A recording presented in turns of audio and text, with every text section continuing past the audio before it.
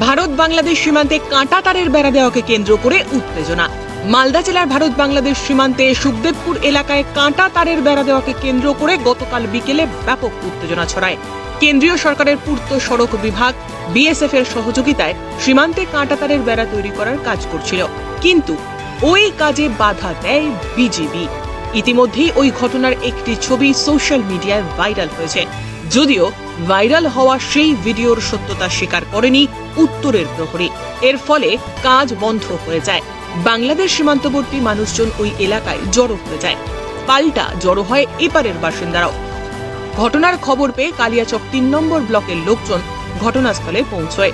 সরকারি নির্দেশ অনুযায়ী কাঁটা তার বিহীন উন্মুক্ত স্থানে বেড়া দেওয়ার কাজ চলছে। প্রশাসন সূত্রে খবর, গতকাল ওই এলাকায় যেখানে বেড়া দেওয়ার কাজ হচ্ছিল তা বাংলাদেশের অভ্যন্তরে বলে দাবি করেছে বিজিবি। যদিও আজ সকালে দুপক্ষের মধ্যে আরও এক দফা আলোচনা হয়। সীমান্তের যে এলাকায় বেড়া দেওয়া হচ্ছে তা ভারতের অংশ বলে বুঝিয়ে দেওয়া হয়েছে। এরপর এর কাজ শুরু হয়েছে দাবি প্রশাসনের। সীমান্তের যে এলাকায় গোলমালের ঘটনা ঘটে তা মালদহের কালিয়াচক ৩ নম্বর ব্লকের অন্তর্গত বাখরাবাদ গ্রাম পঞ্চায়েত এলাকার। বাংলাদেশের এলাকাটি পরে রাজশাহী জেলার শিবগঞ্জ থানার মধ্যে পড়ছে। এলাকার পরিস্থিতি এখনো নিয়ন্ত্রণে রয়েছে বলে প্রশাসন সূত্রে খবর। এটা দিল্লির সরকার দেখছেন, এটুকু বলতে পারি যে আমাদের বিএসএফ ও বাংলাদেশের বিএসএফরা ওখানে মজুদ আছে। কোনো অন্যায় দেখলে তারাই দেখবে, আমাদের কিছু বলার নেই। আমরা সোশ্যাল মিডিয়াতে দেখেছি এবং নিজেরাও খবর নিয়েছি। ওখানে বাংলাদেশ গার্ড যারা আছে, বিজিবি, আমাদের এখানে কাঁটাতারে বেড়া দেওয়ার যে প্রক্রিয়া চলছিল, তখন তারা এসে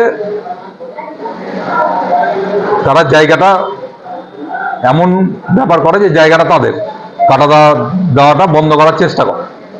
তখন বিএসএফ এবং সেই গ্রামের মানুষ যারা ইন্ডিয়ায় অধিবাসী তারা মিলে প্রতিবাদ করাতে তারা পিছু হটে এবং পরবর্তীতে কাজটা চালু হয়েছে।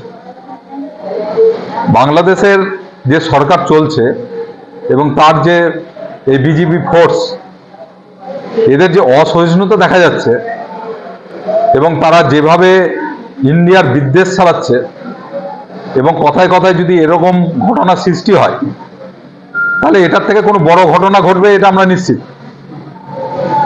কারণ বাংলাদেশ একটা ছোট্ট দেশ, আমরা প্রতিটা দেশের সার্বভৌমত্বকে সম্মান করি, কিন্তু তারা যদি ইন্ডিয়াকে অপমান করার চেষ্টা করে, বিএসএফকে অপমান করার চেষ্টা করে, এদেশের মানুষকে অপমান চেষ্টা করে, দেশের জমি সীমানা নিয়ে গন্ডগোলের সৃষ্টি করে, তাহলে কিন্তু তাদের উপরেও আক্রমণ নেমে আসবে, এটা স্বাভাবিক।